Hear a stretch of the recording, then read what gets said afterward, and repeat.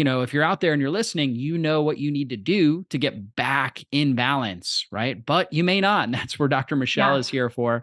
So let's talk about that. Things that we can do to create balance with these hormones.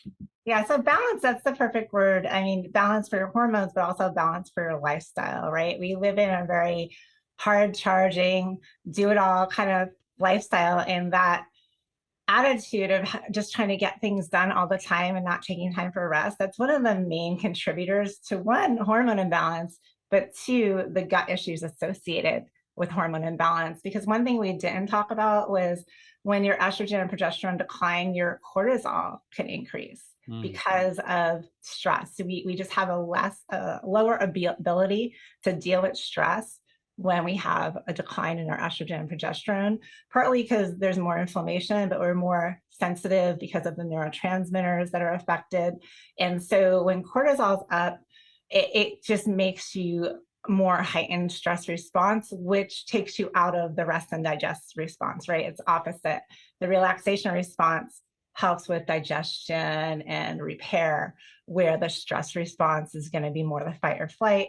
You're not going to take the time to digest as much. You don't release as much digestive enzymes into your system. You don't release as much hydrochloric acid. And so that's really key, is taking the time out to have a practice, whether that be breathing, yoga, meditation, walking outside in nature, reading a book, painting, doing something that you actually enjoy that may not be productive, but does something for you. Taking time out, that's like number one for me, over supplements, over hormone replacement, over anything else you can do. That's definitely number one, is stress reduction practices every day, non-negotiable.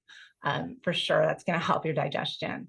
Also, speaking of that, when we sit down to eat a meal, not eating on the go, like taking our time to chew our food and chew our food really well, because chewing actually is like the beginning of your digestion. It mixes with your saliva and it helps your body to have that pre-broken down food going into your digestive system. And that's going to be huge. Also, it's mindfulness with your food. You're going to feel fuller faster. You're going to be more satisfied. So chewing your food, taking the time to eat.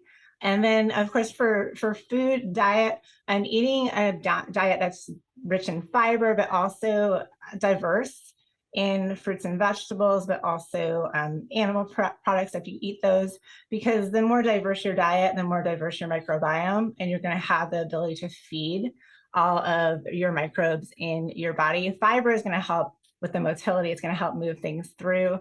So that's very important. A lot of people don't get enough fiber. In the United States, we don't eat enough fiber. So just trying to make sure that you're getting fiber, including fermented foods, things like yogurt, sauerkraut, kimchi. Those are all going to help promote the growth of your good bacteria. If you can't eat fermented foods, you don't like them, consider taking a probiotic supplement.